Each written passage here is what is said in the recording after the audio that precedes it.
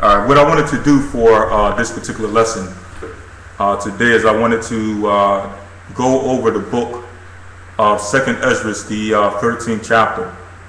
And the reason I wanted to do so is because a while back, a few weeks back, a few brothers from Egypt brought something to my attention based on a movie. I don't know if any of you seen this this new movie that just came out. I believe it was about a month ago or a few weeks ago. This movie called Battleship, okay, where it displays, I don't know if any of you seen it, but one of the scenes in the movie displays these basically UFOs coming out of the heavenly realm, coming from outer space, and then going into the waters, coming out of the waters, and then attacking the ships of both America, and I believe the other nation was either China or Japan. One of those Japhetic nations who also had their waters, or their ships within the waters along with the U.S. And they were asking, based on what this is saying, that sounds similar to what we read in the book of 2nd Ezra, the 13th chapter, where it speaks about a man coming out of the water. Okay? And I believe the question was something to the effect of, will there be angelic forces which will proceed from the waters? Okay? And the answer is yes. Okay? You will have angelic forces which will proceed from the waters. Okay? There's portals, or what they call windows, that are also contained within the waters. And that's what about a year and a half ago, there was this big thing about the Gulf of Aden. Okay, and how you have this vortex in the water with all these ships surrounding this particular vortex. Basically what those are those, they're windows, or what you call portals, in which spirits and angels travel through.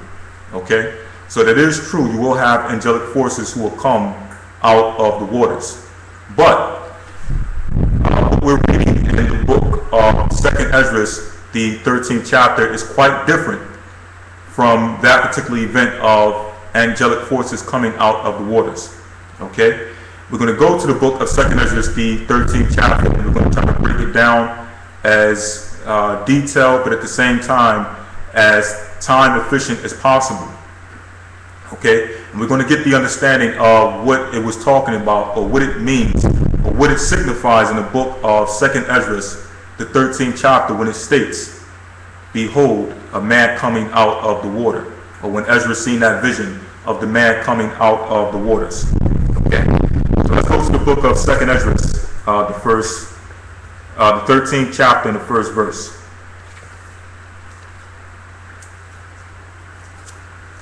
The book of 2nd Ezra, chapter 13, verse 1. Okay, and that particular question that the brothers had, it was actually a good question, because it caused me to go into the book of 2nd Ezra, the 13th chapter, and look and read and get understanding as to what it meant. And, asking, is that how it's going to happen? Are you going to have ships who go down into the waters and come up, so on and so forth? But through going through the precepts and doing the research and reading, you come to find out that the vision of 2nd Ezra, the 13th chapter, is explaining something a little different than what the brothers were asking. Okay, so let's go to the book of 2nd Ezra, chapter 13, verse 1. You can read that.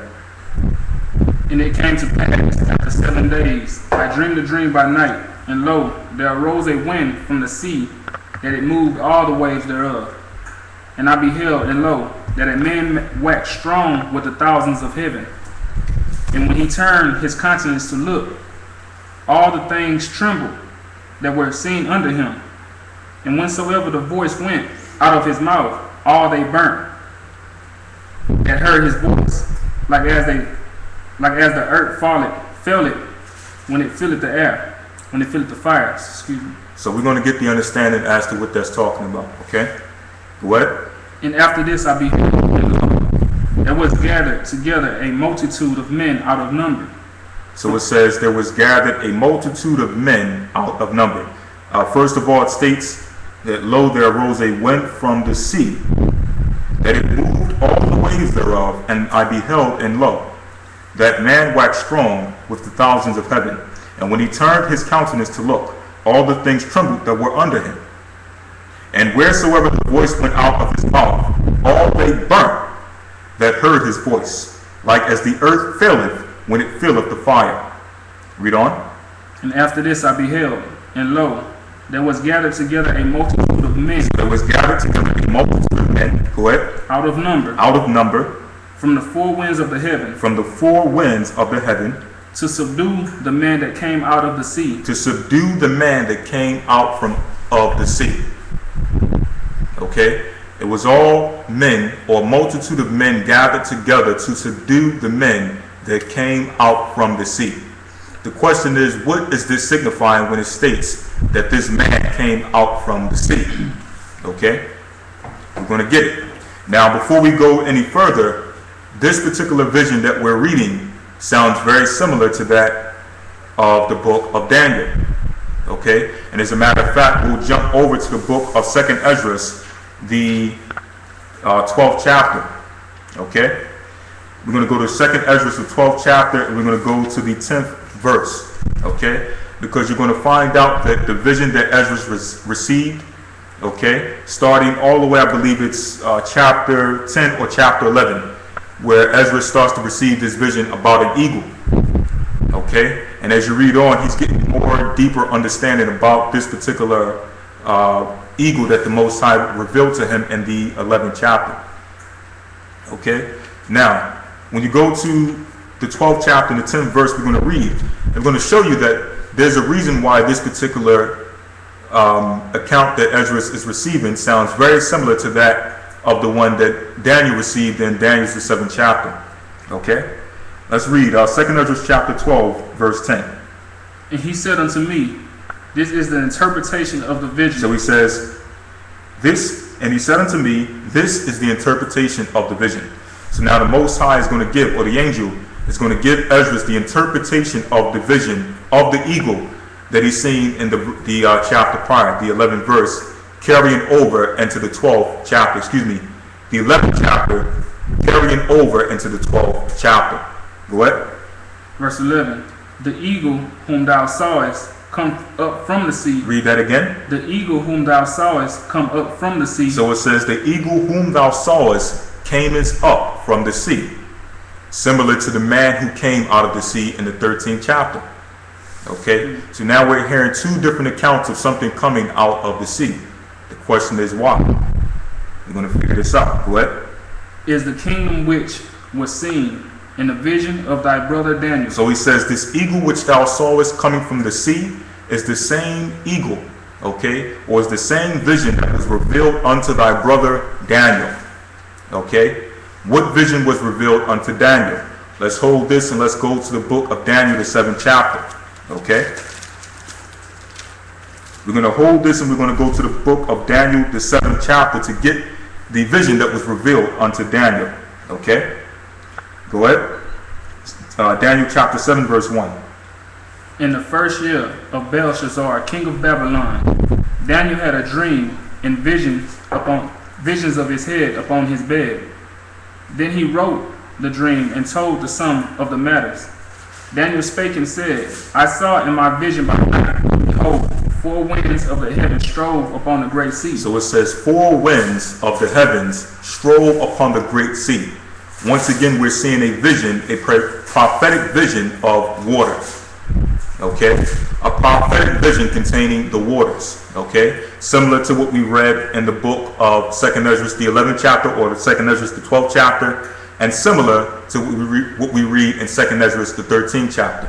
Okay, what does this signify? We're going to get it. Go ahead. Verse 3.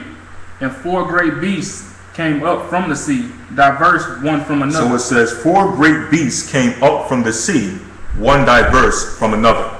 So now we're seeing in the book of Daniel, the 7th chapter, 4 beasts ascending out of the sea or ascending out of the waters.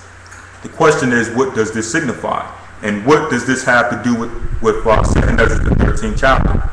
Okay, we're going to get it as we go along. Okay, Let's jump back to the book of 2nd Esdras, the 12th chapter. 2nd Esdras chapter 12, and let's read verse 11. The eagle whom thou sawest come up from the sea is the kingdom which was seen in the vision of thy brother Daniel. So this is the same kingdom that was seen in the vision of thy brother Daniel. Okay, go ahead. But it was not expounded unto him. Therefore now I declare it unto thee. So it says, but it was not expounded unto him. Okay, so the way that the Most High has given it to Esdras is in a more detailed fashion than when he gave it to Daniel. Okay, now once again I want to reiterate that throughout all these visions we're seeing something coming out of the waters. What does this signify? Is this signifying that something is physically coming from the water, or is this signifying something symbolic? Let's go back to Daniel's the 7th chapter and the 2nd verse. Okay, Daniel's the 7th chapter and the 2nd verse, to show you whether this is something physical or something symbolic. Okay, go ahead. Daniel chapter 7 verse 2. Daniel spake and said, I saw in my vision by night, and behold, the four winds of heaven strove upon the great sea, and four great beasts came up from the sea, diverse one from another. So it says 4 great beasts came up from the sea, diverse from another. Okay, who are the 4 beasts? You got Babylon, you got Medo-Persia, you got Greece, and you got Rome. Okay, now the Roman Empire is the eagle that you read about in the book of 2nd Esdras, the 11th and 12th chapter. That's the eagle. Okay, and that's the 4th beast that was expounded unto Daniel, but it was not expounded in a detailed fashion as it was expounded unto Esdras. Okay, now what does this have to do with the man coming out from the sea, or the man coming out from the water? Okay, let's jump. As a matter of fact, I'm going to hold that to a little bit later. Let's jump back to 2nd Esdras, the 13th chapter. Okay, and we're going to wait till it starts to expound on the dream before we go and break down what it's signifying. Okay, 2nd Esdras chapter 13 verse 1. And it came to pass after 7 days, I dreamed a dream by night, and lo, there arose a wind from the sea, that it moved all the waves thereof. And I beheld, and lo, that man waxed strong with the thousands of heaven. let's jump down to verse 6. Verse 6. And I beheld, and lo, he had graved himself a great mountain, and flew upon it. So it says he graved himself a great mountain and flew upon it. Now before we move on, once again, I know I just repeated myself a few times, but I'm going to keep reiterating this point. What we're reading here in the book of 2nd Esdras, the 13th chapter, is a continuation of what Daniel saw in Daniel's the 7th chapter. Okay? Once again, what we're reading here in the book of 2nd Esdras, the 13th chapter, is a continuation of the vision that was revealed unto Daniel. Okay? Let's read on. Verse 7. But I would have seen the region or place